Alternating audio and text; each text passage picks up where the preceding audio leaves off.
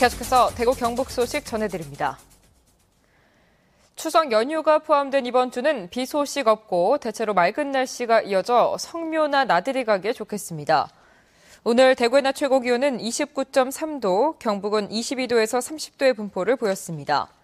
내일 낮 최고 기온은 대구 30도, 경북은 26도에서 30도의 분포로 오늘과 비슷하겠습니다.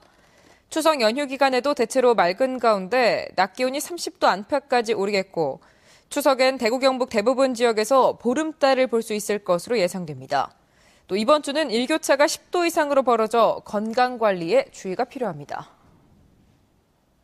명절 연휴 때마다 빈집털이가 기승을 부립니다. 연휴가 유난히 긴 이번 추석, 혹 피해를 당하지 않을까 걱정하는 분들이 많은데요. 연휴 기간 도난 피해를 막을 수 있는 예방조치법 알아봅니다. 김은혜 기자입니다. 오늘 오후 대구시 동구의 한 주택가, 지구대 경찰관들이 순찰을 돌고 있습니다. 우편물을 우편함에 바로 넣어 밖으로 보이지 않도록 하고 열린 대문은 닫습니다. 닷새간의 긴 추석 연휴를 앞두고 경찰이 순찰을 강화했습니다. 주택가보다 상대적으로 보안이 철저한 아파트도 주민들을 대상으로 열리는 출입문을 통해 외부인이 따라 들어오는 것을 주의할 것 등을 당부하고 있습니다. 몇 호에 가는 물어보지 확인하고 또 뭐 이상한 사람이 있으면 이상한 사람이 있더라 하고. 명절이 되면 기승을 부리는 도난 피해, 출입문 단속은 예방의 기본입니다.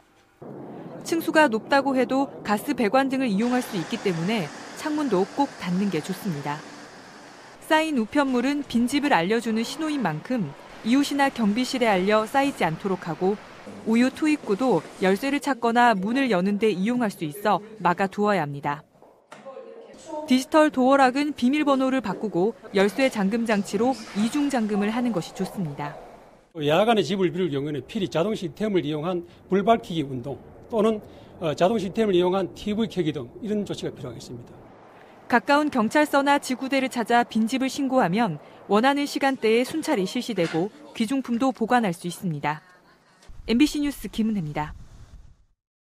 전통시장들이 추석장을 보는 손님들로 아침부터 붐비고 있습니다. 대구 서문시장과 칠성시장을 비롯한 각 지역 전통시장에는 추석 제수용품을 장만하는 사람들이 몰려들면서 모처럼 대목장 광경이 펼쳐지고 있습니다.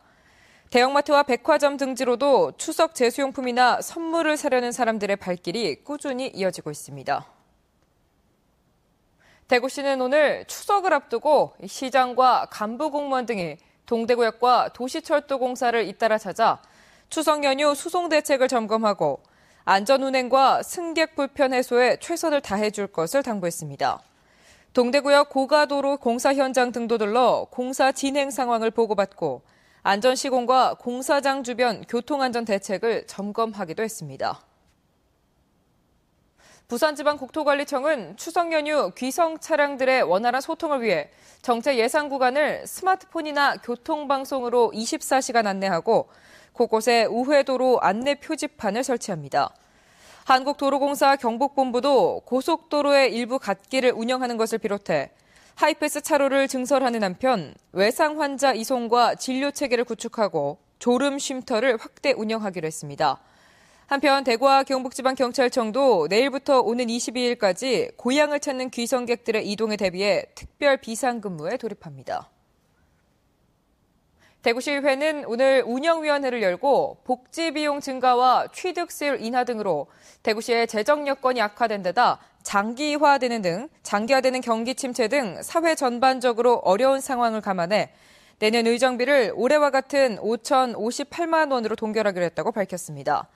대구시의회는 지난 2008년부터 2012년까지 4년 연속 의정비를 동결했으며 지난해 3.3% 인상했었습니다. 오늘부터 개성공단이 재가동됨에 따라 지역의 침구류 생산업체 평화는 오늘 북한 근로자들이 대부분 출근한 가운데 지난주 미리 확보해둔 원재료를 이용해 제품을 만들고 있으며 북한 근로자들이 추석 당일을 뺀 연휴에도 일하기로 해 곧 가동률이 정상을 회복할 것으로 내다봤습니다. 손수건 생산업체 서도산업과 기능성 가방 생산업체 웅피케이스도 오늘부터 공장 재가동에 들어갔습니다. 한국한의학연구원이 오늘 대구 경북 첨단의료복합단지에 2015년 5월 건립 계획으로 한의기술응용센터 기공식을 갖고 건립에 들어갔습니다. 한의기술응용센터는 지하 1층, 지상 3층 규모로 각종 측정실과 기숙사 등을 갖추고 앞으로 한방 신약 개발과 임상실험 같은 한의 기술 실용화 연구를 하고 한약재 재배와 유통산업 활성화 기술 지원도 할 계획입니다. 지금까지 대구 경북 소식 전해드렸습니다. 시청해주신 여러분 고맙습니다.